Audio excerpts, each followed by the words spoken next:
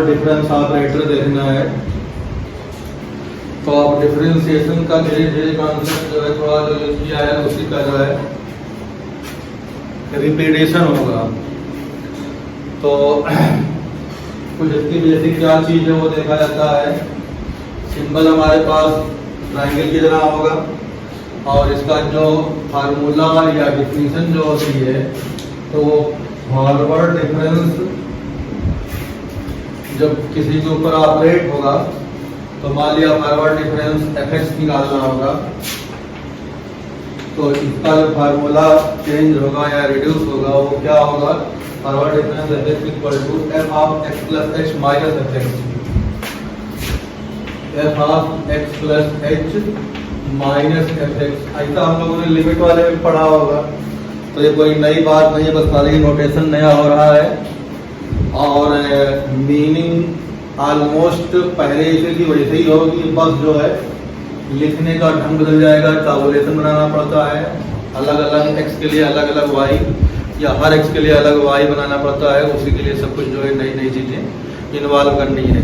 तो हमारे पास फॉरवर्ड डिफरेंस में सिंपल हो गया, डिफरेंशिएशन हो गई है। अब इसी में जो है डिफरेंट टाइप के स्टेप को हम लोग इन्वॉल्व करेंगे। मान लिया हमारे पास 2 बार हो, 3 बार हो, 4 बार हो, सबका जो है सीखेंगे। अगर मान लिया हमारे पास जो है डेल्टा स्क्वायर निकालना हो तो अगर इसको ऑपरेट करना होगा इसका मतलब क्या हो जाएगा, फॉरवर्ड डिफरेंस एक हम बाहर कर लेंगे और एक अंदर लगा देंगे। अब इस अंदर जो है फॉरवर्ड डिफरेंस जो है इस फार्मूले से एक्सपेंड कर देंगे तो हमारे पास यहाँ ऐसे रहेगा और इसकी वैल्यू हो जाएगी F of x plus h minus f x. फिर बाई प्रॉपर्टी बाहर वाले फॉरवर्ड डिफरेंस को अंदर भेजो तो हमारे पास हो जाएगा forward difference F of x plus h minus forward difference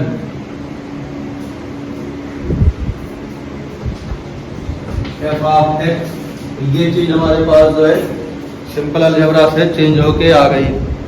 ठीक, अब फार्मूला इसमें लगाओ, इसके प्लेस पे जब फार्मूला लगाएंगे तो इसमें जो होता है जिसे यहाँ पे हम लोगों ने देखा है तो forward difference f x equal to बताता है हमारे पास एक्स प्लस एच का एक फंक्शन होगा, एक एक्स बढ़ जाता है और एक वही डायरेक्ट माइनस हो जाता है।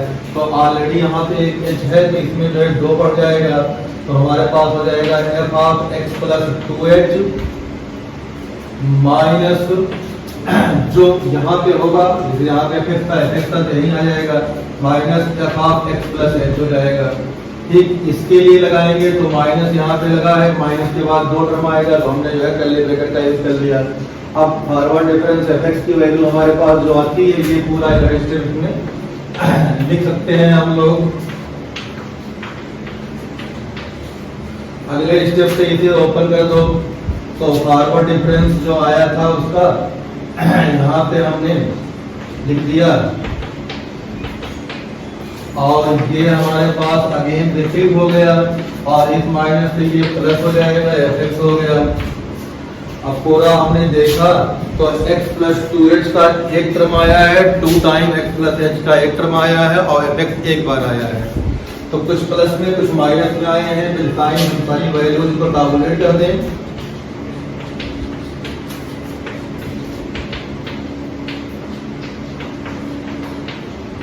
तो ये हमारे पास इस तरह से हो गया। अब जनरल में इन जनरल इसको लिखना चाहें तो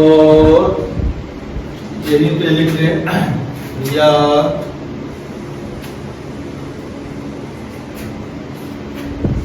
इस लाइन को हटा के दोबारा लिख दें।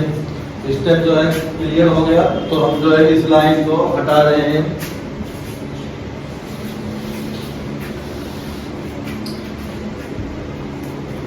डेल्टा स्क्वायर तो इसकी वैल्यू तुम्हारे पास हो जाएगी F of x plus 2h minus 2 time F of x plus H plus F of x. तो फॉरवर्ड डिफरेंस का डबल ऑपरेटर करना होगा तो हमारे पास इस तरह से हो गया del 2 fx equal to f of x plus 2x minus 2f plus h plus fx। तो ये हमारे पास निकल आया। अब आगे इसकी वैल्यू और कैलकुलेट करनी है कुछ।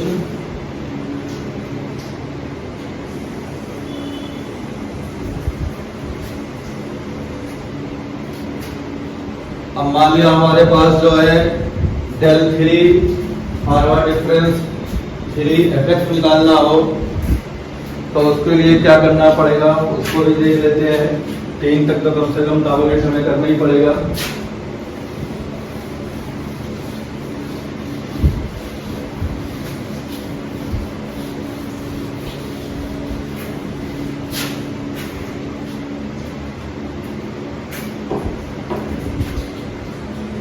अब हम निकालने जा रहे हैं del 3 fx।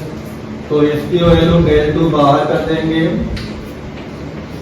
del of fx निकाल लिखेंगे और ये del 2 बाहर है। del ऑफ fx की वैल्यू ऊपर से जो है आप लेंगे x plus h minus fx हो जाएगी। देन कोई प्रॉब्लम नहीं। फिर इसी वैल्यू में जो है इसको हम अंदर भेज दिए रहे हैं del 2 f of x plus h minus del 2 fx। अब जो वैल्यू ऊपर है उसको जो है कैरी ऑन कर लेंगे और जिसमें नया फार्मूला लगाना होगा नया लगा देंगे। सबसे पहले हमारे पास del 2 f ऑफ x है, इसका एक del बाहर रखा, अंदर भेजा एक del f of x plus h। तो ये हमारे पास बंद हुआ minus del 2 fx। del 2 fx की वैल्यू ये छाप देंगे f ऑफ x प्लस यहाँ पे जो है f of x plus 2h minus 2 f of x plus h और प्लस fx। तो ये आ गया। अब इसके ऊपर ऑपरेट हमें करना है। del of x plus h निकालने के लिए अभी हमने स्टेप बनाए थे तो फिर दोबारा बना रहे हैं। तो del का मतलब होता है जो फंक्शन होगा उसमें एक h बढ़ेगा और माइनस वही ओरिजिनल आ जाएगा। तो यहाँ पे एक x प्लस h है तो ये एक्चुअल में हो जाएगा x plus 2h minus f of x plus h हो जाएगा। ये चीज इतनी हो जाएगी और ये minus f of x plus 2h plus 2 f of x plus h minus fx।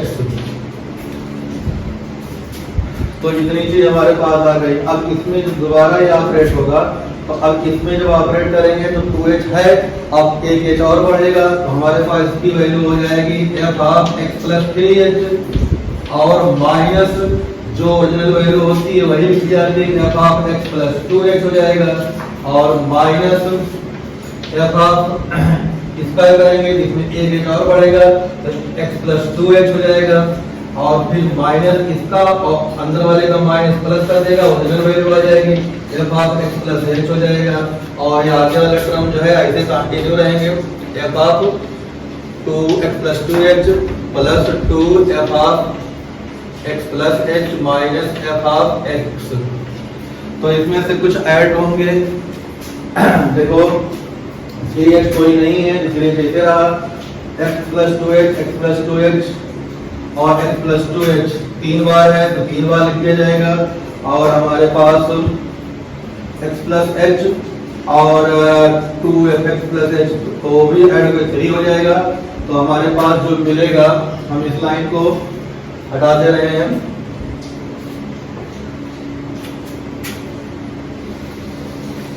तो हमारे पास जो आ रहा है इसको भी थोड़ा हटा दें जहाँ मिलेगी। तो मिलेगा f of x plus 3h f of x plus 3h ठीक। फिर माइनस टाइम आएगा minus 3 f of x plus 2h आएगा। फिर अगले बार प्लस आएगा 3 f of x plus h और फिर आएगा माइनस fx। साइन जो है प्लस माइनस चलता रहता है। यहाँ पे 3 है तो नंबर ऑफ टर्म कितने हमारे पास होंगे 4 होंगे 1 2 3 4। यहाँ पे 2 था, नंबर ऑफ टर्म कितने होंगे 3, यहाँ पे कुछ नहीं था, नंबर ऑफ टर्म 2 हो गए। अच्छा, पहले प्लस, फिर माइनस, फिर प्लस, फिर माइनस, फिर प्लस, माइनस, प्लस, माइनस, इस तरह साइन चलेगा। अगर यहाँ 4 होगा, यहाँ 4 आएगा, यहाँ 4 आएगा, यहाँ 3 आएगा, यहाँ माइनस आएगा, यहाँ 4 आएगा, यहाँ 2 आएगा, यहाँ प्लस आएगा, और यहाँ जो है fx की तरफ पे जो है हमारे पास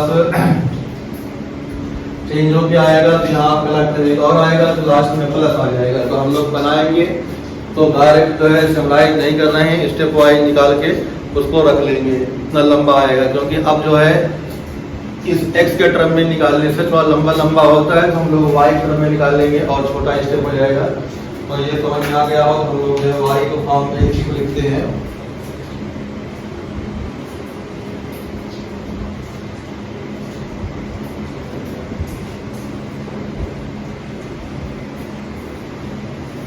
इसी वैल्यू को हम लोग y के फॉर्मेट में जब लिखेंगे,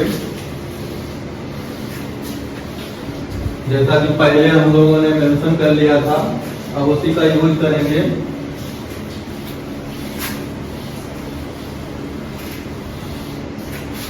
पहले मेंशन किया था हमने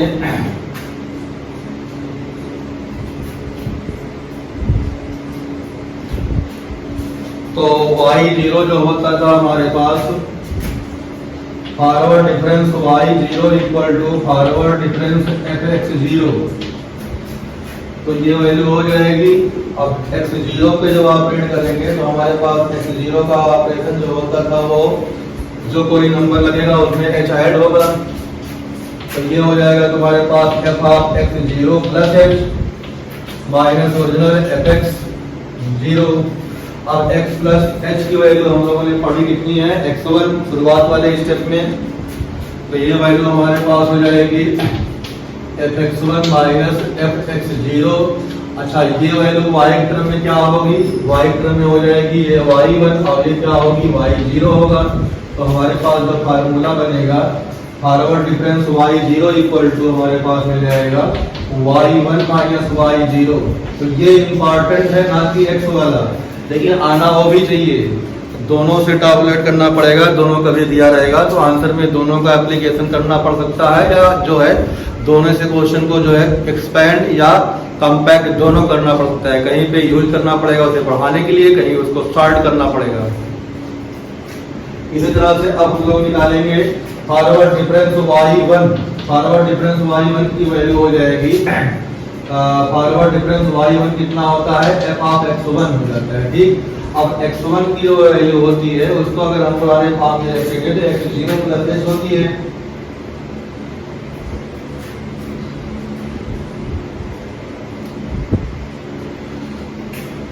वो वैल्यू होगी हमारे पास यहाँ पे, या डायरेक्ट कर लेते हैं तो यहाँ पे प्रॉपर्टी लगाएंगे तो इसमें जो टर्म होता है उसमें x जो होता है इंक्रीमेंट हो जाता है, तो ये हो जाएगा f of x1 plus h minus f of x1। अच्छा, f of x1 plus h की जो वैल्यू होती है वो होती है कितनी हमारे पास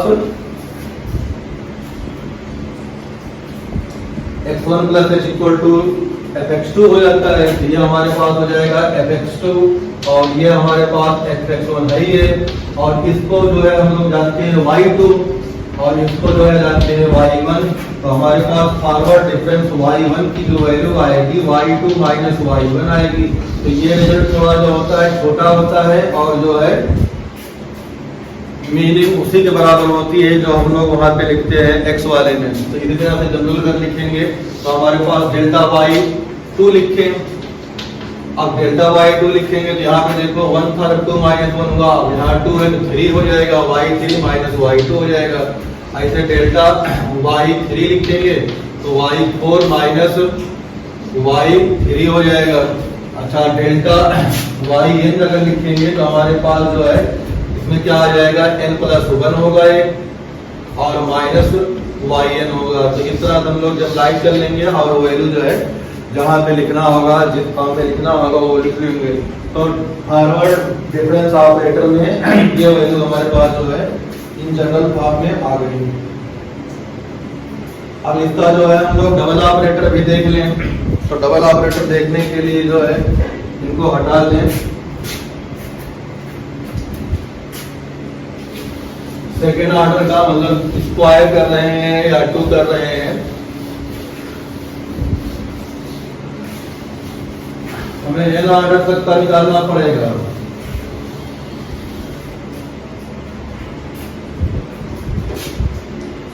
अब पहले हम फॉरवर्ड डिफरेंस स्क्वायर तक कर लेंगे। y0 इसका अगर निकालना है तो वही पुरानी प्रॉपर्टी लगाते जाएंगे। तो हम इसको जो है एक बाहर रख देंगे, अंदर कर देंगे फॉरवर्ड डिफरेंस y0। तो फॉरवर्ड डिफरेंस y0 की वैल्यू जो है अभी हमने कैलकुलेट की थी, उस वैल्यू को डायरेक्ट उठा के रख सकते हैं। फॉरवर्ड डिफरेंस y0 की वैल्यू थी y1 माइनस y0, ये हो जाएगा y1 minus y0। Forward difference y1 minus forward difference y0। और फॉरवर्ड डिफरेंस y1 की भी वैल्यू हमने कैलकुलेट की y2 माइनस y1 थी, इसी वो y2 माइनस y1।